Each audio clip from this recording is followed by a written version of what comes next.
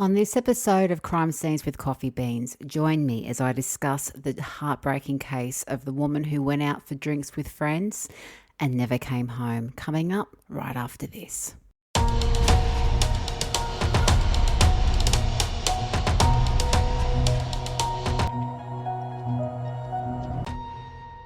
Hi everyone, welcome to Crime Scenes with Coffee Beans. I am your host, Belinda Brady, and welcome to my podcast where I discuss true Australian murders while I drink something with caffeine. Today is no different. It is so hot here in Australia at the moment. Summer has come early.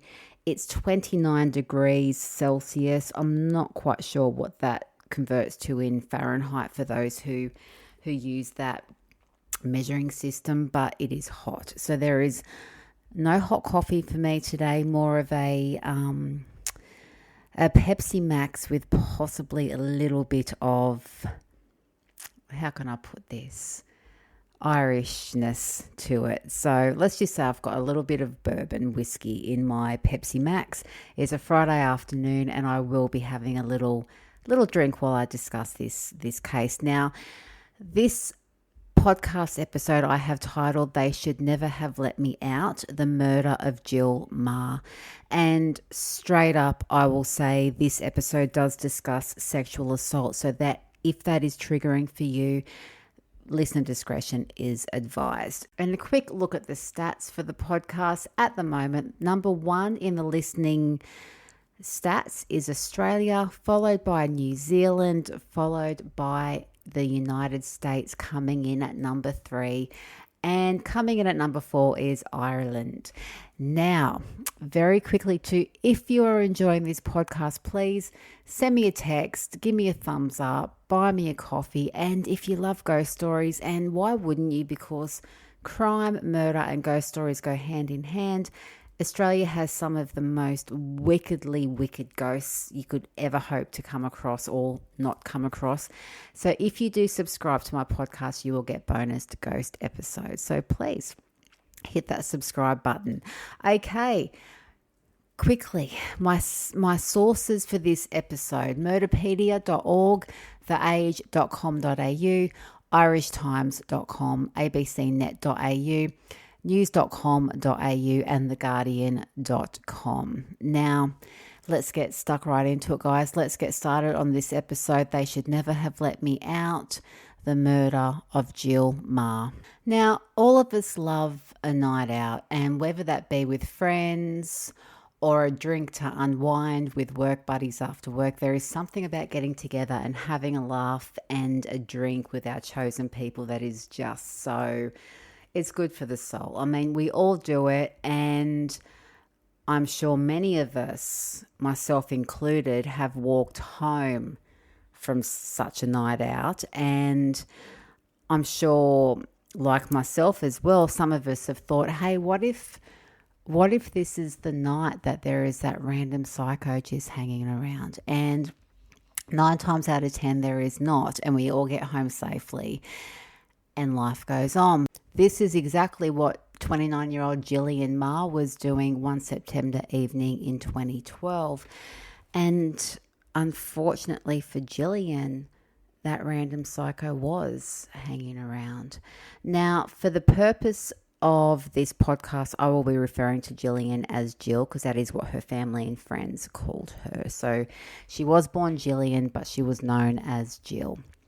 Now, Gillian Meagher nee McKeon was born on the 30th of October 1982 in Drogheda Island, and I hope I have pronounced that correctly.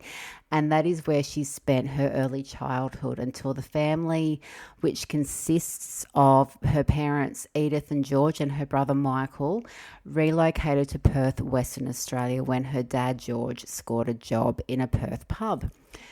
Jill spent some time in the schools, in the public schools in the area before the family went back to Ireland. And when she was back in Ireland, she graduated from the University of Dublin with a Bachelor of Arts degree, and she scored a job with the Irish National Broadcaster, RTE. In November 2001, Jill was introduced to Tom Meagher by a mutual friend, a meeting that Tom described as awkward due to him not being able to shake Jill's hand properly because his hand was bandaged up. But awkward intros aside, the two quickly fell in love, and in 2008, Jill and Tom got married in Ireland, and in 2009 the couple moved to Australia and settled in Melbourne, Victoria. And Jill started working for the ABC, which is the Australian Broadcasting Commission, in Melbourne. Jill's parents had moved back to Perth at this stage, so they were across the country from each other, and they were in constant contact. They were a close family. Jill was popular amongst her peers, and on the 21st of September 2012, Jill and some work friends went out to celebrate a colleague's birthday. Now, they first went to a bar called the Brunswick Green Bar before moving on to a bar called Bar Etiquette on Sydney Road.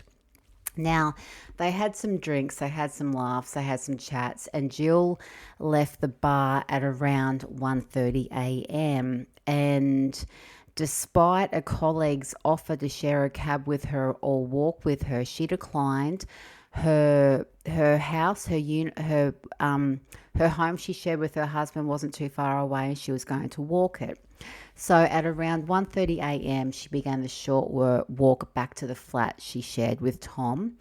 And along the way, she called her brother Michael to have a chat.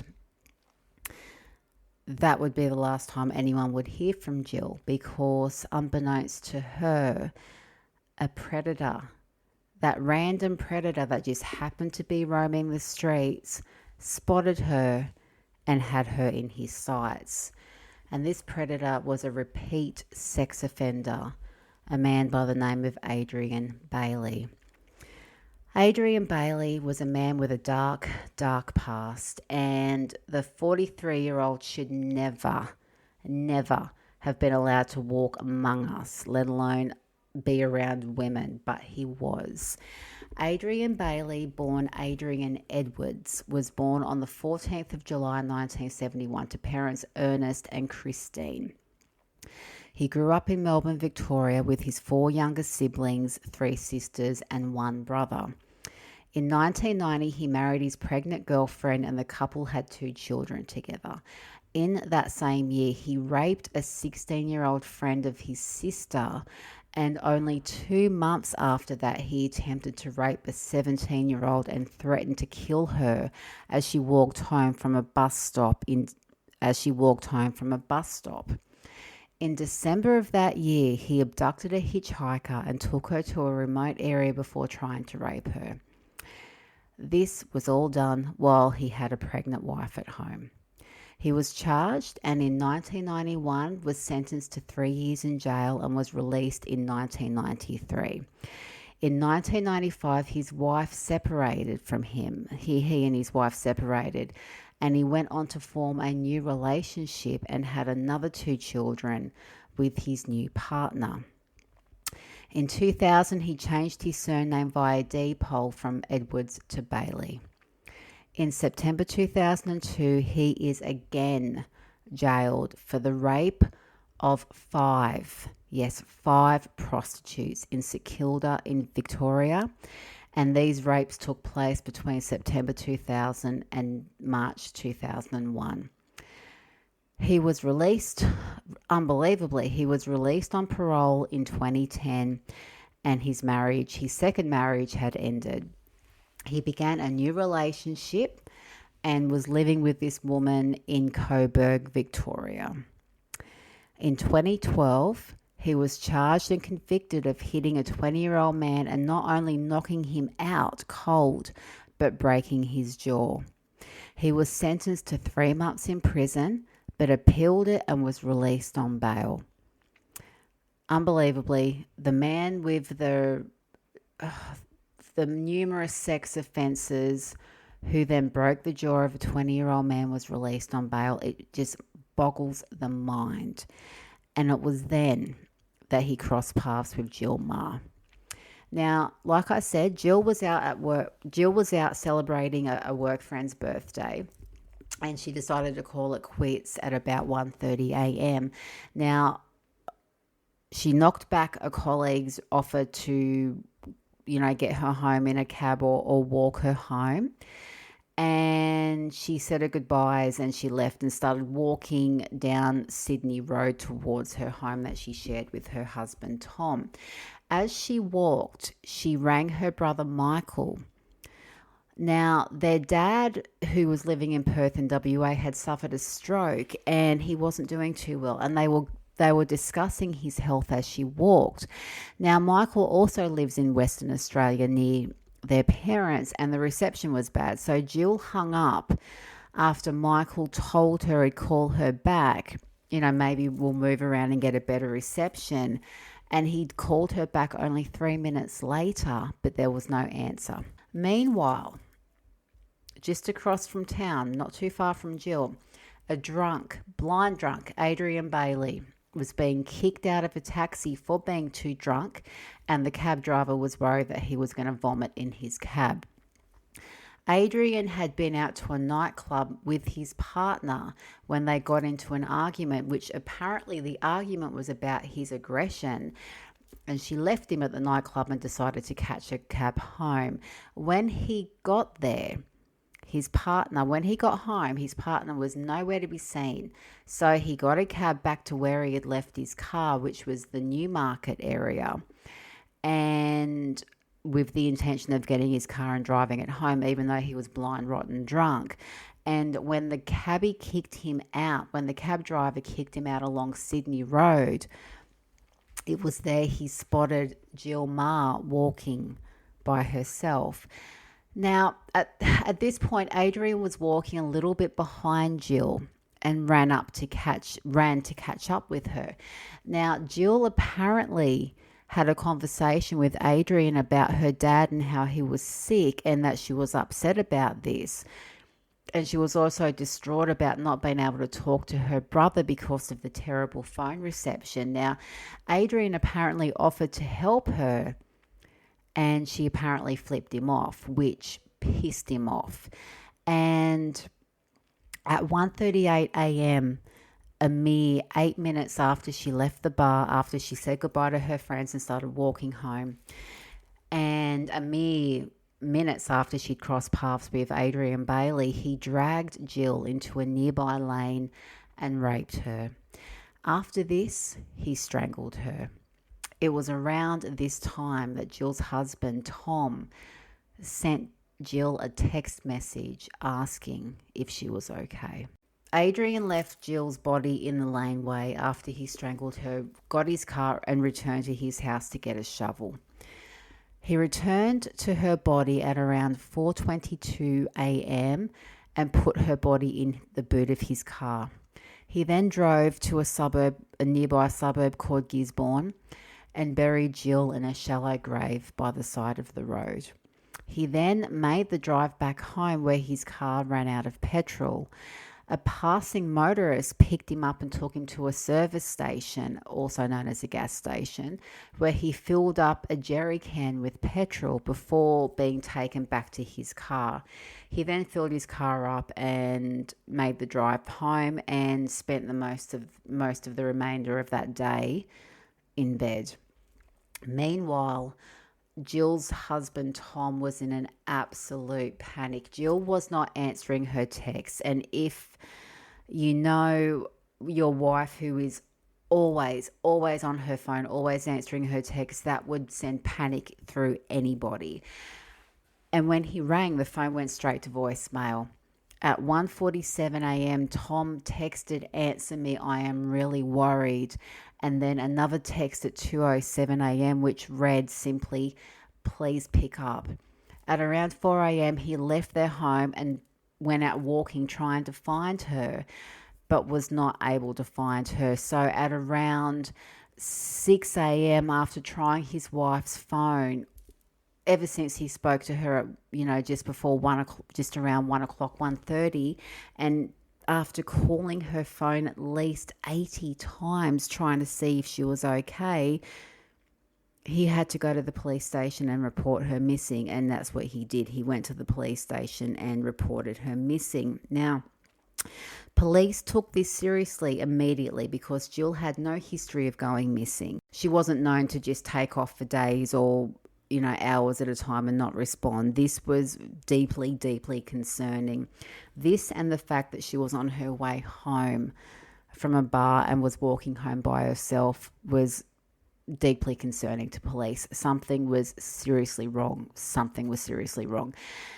Police and friends had no clue about what had happened to Jill. And at that stage, it seemed she had left the bar that she was at, and had simply been swallowed up by the night. Now, her ABC colleagues, the ones that she was drinking with and the ones that she works with, used social media to post about her missing. And I remember seeing the posts all over Facebook. I remember seeing it everywhere.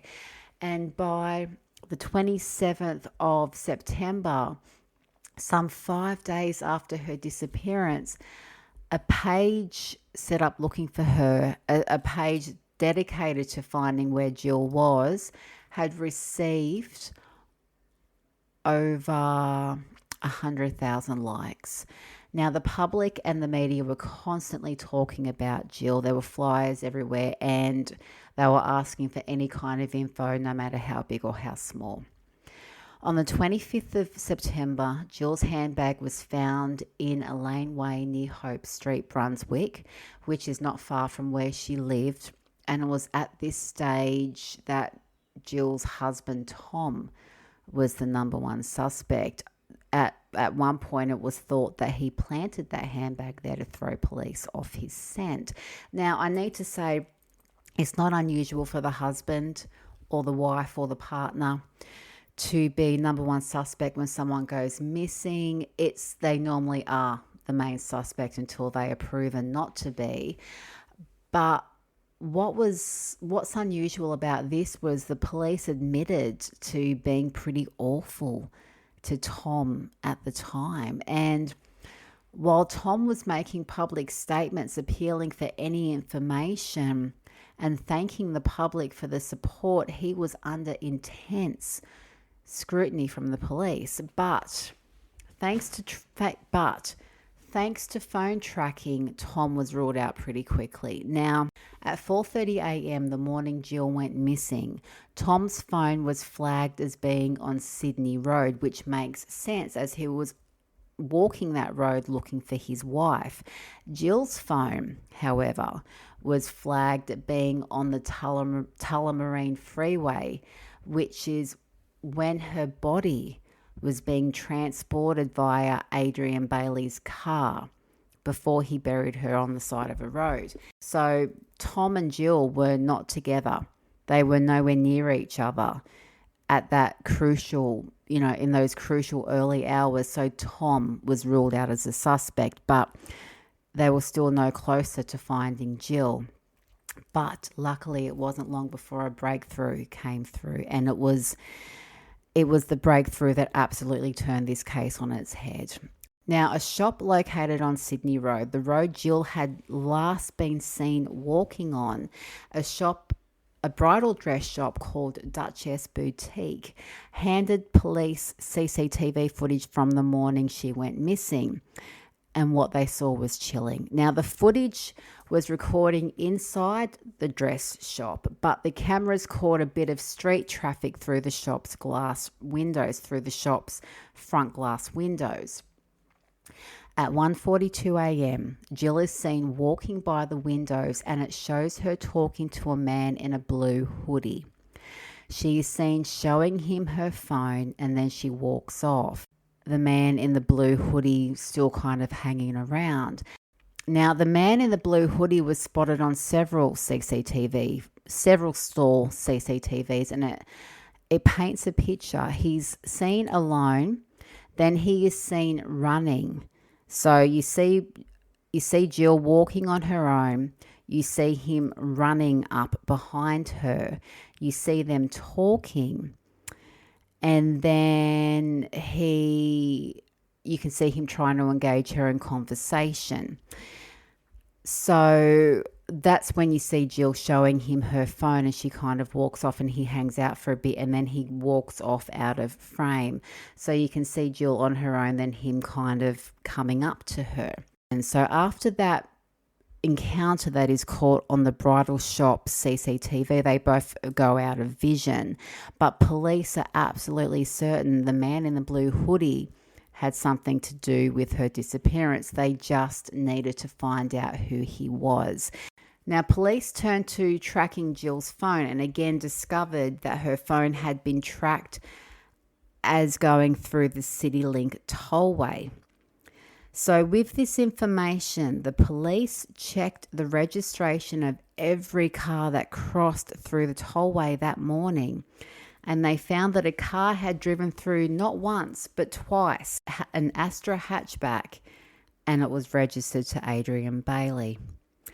Police did a check on his license and his criminal record and were shocked by what they found. They were shocked by his violent past and the fact that he was out on parole for a series of rapes in 2000 and 2001 was not the only red flag. They pulled up his license and compared his photo to the man in the blue hoodie seen talking to Jill in the CCTV footage the morning she went missing, and the similarity was unbelievable. But the smoking gun was when they tracked both Adrian and Jill's phone to a location side by side, so they were together. There was no need for them to be together. They didn't know each other. She did not know him. There was no need for his phone to be anywhere near her. That was their smoking gun, and they knew they had their man. That was 6 days after Jill had gone missing. Now, not wanting to go public with this and scare Adrian into hiding, they got his parole officer to organise a meeting and they would arrest him there. But unbelievably, the parole officer let slip that the police were looking for him. And the police were worried because Adrian now knew that they were onto him, and they were worried that he would destroy crucial evidence such as the now infamous blue hoodie he was wearing on that CCTV footage. So they raided his home. They very quickly raided his home and got lucky. Not only did they find Jill's phone, but they found her SIM card, and both had been smashed. So on top of this, Adrian had been caught on CCTV again at a service station the Saturday morning after Jill had gone missing, only he was using a self-service car vacuum to clean his car. That Monday, after he'd murdered Jill, he went to a tyre shop and had all 4 tyres changed on his car and was trying to start the process of transferring the car's registration into his girlfriend's name. It's also worth mentioning too that when the news of Jill's disappearance hit the news, Adrian was actually watching the news with his girlfriend and commented that she was pretty and told his girlfriend it's not safe to walk alone at night. Now, it's also worth mentioning that, in fact, his girlfriend had found Jill's broken SIM card in his pocket, in the pocket of his pants, while she was doing the washing, and she was going to question him about it, but he was arrested before she could. Now, initially, Adrian denied any involvement or knowledge about Jill's disappearance, but when confronted with the evidence of Jill's phone and her SIM card and the CCTV footage, he confessed. And he then led the police to the lonely bush road where he had buried Jill. Jill was found in a shallow grave, semi-clothed and lying on her side. Adrian told police that he had no intention of hurting Jill at first. He said they had struck up a conversation and she had told him about her father being sick and that she was distraught. She was upset, possibly over having bad reception when she was trying to talk to her brother. He said that she looked lost and he wanted to help her, but when he offered to help her, she flipped him off. and apparently told him words to the effect of "fuck you" or similar, and that pissed him off. He said that he walked ahead of her and she was following him, but at one point he somehow ended up being behind her, and he ran up to her and tried to kiss her and touched her on the bottom. Jill responded by slapping him across the face, and this made him absolutely lose it. He dragged Jill into a laneway off Hope Street and raped her. After, Jill tried to kick at Adrian, but she fell over, and she told him he wasn't going to get away with this, and that she actually had pulled her phone out and was in the process of calling 000, which is our police, ambulance, fire, emergency number, 911 in other countries. This enraged him even more, and he then strangled her. He left her body in the laneway while he went and got his car, went home, got his shovel, and then came back. Now, it's also worth noting that when he went home to get his shovel, the landlady that him and his girlfriend lived with, she saw him. And he said that he'd been called into work to fix a pipe, explaining why he was getting a shovel and leaving so early in the morning. When he came back, he put Jill in the boot of his car and buried her in a shallow grave on an isolated road some 50 kilometres away from where he killed her. He kept her phone and her SIM card, but he went back and dumped her handbag in the laneway, I guess as some kind of attempt to throw the police off his track and make the police look at her husband. The next day, while a panicked Tom and Jill's friends and family were desperately searching for her, Adrian had a lazy day where he slept until about 1 o'clock, grabbed some kebabs with his girlfriend, and spent the afternoon watching movies. During the police interview, Adrian expressed remorse for his actions, saying he hadn't intended to kill Jill, he just snapped. He also told police he apologised to Jill after he had killed her, and he cried as he dug her grave. He also said that people like him should be given the death penalty, and how many chances does a person need? Adrian Bailey was charged with the murder of Jill Meagher and made to stand trial. Jill was laid to rest in a private ceremony, and her family released doves after the service. When it was found out that Adrian was out on parole for violent sex offences, the public was outraged, and rightly so.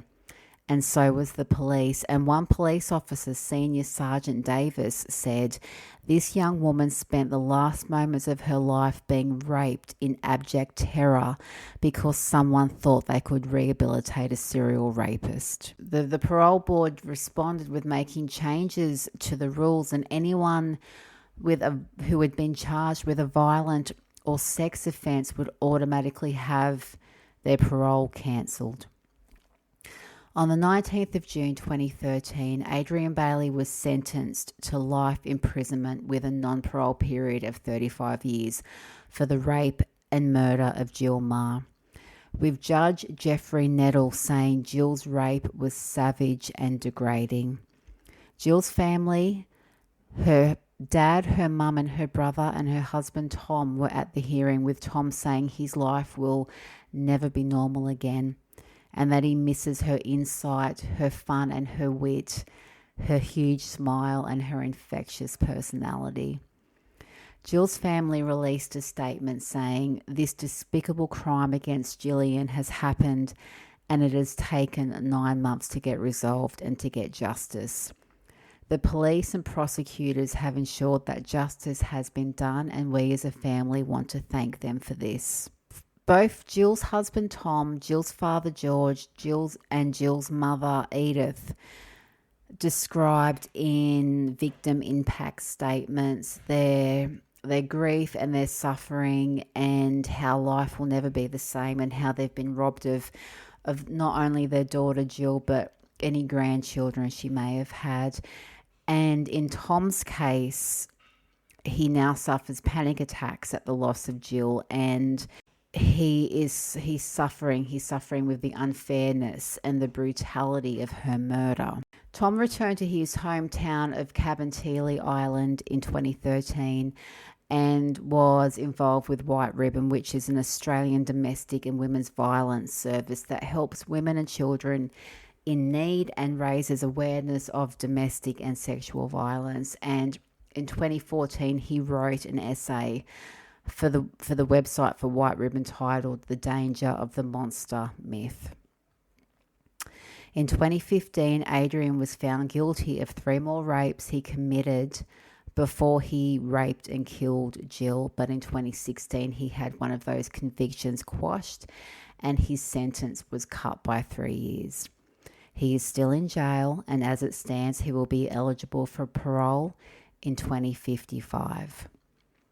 Now, I did say that Tom had gone back to Ireland, and I do know that Jill's father was of ill health and was also struggling financially. I am not sure if they are still in Australia or if they have indeed gone back to Ireland.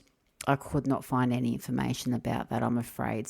And there we have it, guys. The story of a beautiful woman in the prime of her life, murdered because she just was in the wrong place at the wrong time. And that wrong place just happened to be the place where a repeat sex offender happened to be, and a repeat sex offender that should never, ever have been let out of jail. It's just so unfair and so heartbreaking, and it's just so unfair. You know, it's something we've all done. It's something we all do. We walk home.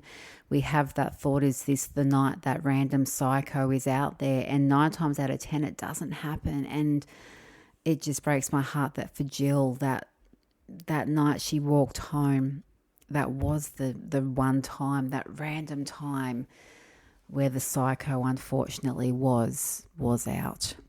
Thank you for listening, guys. I appreciate every single one of you. And if you are enjoying my podcast, please share my podcast. Get the word out. Tell your friends, tell your family, tell your work friends, tell whoever you need to. I would absolutely appreciate it. And of course, you can send me fan mail. You can give me a like. You can hit subscribe. You can buy me a coffee. There are many ways you can find me. And I'm also on TikTok, so please find me over there. Until next time, guys, thank you for listening. As always, stay safe, stay cool, and stay caffeinated. I will catch you all later.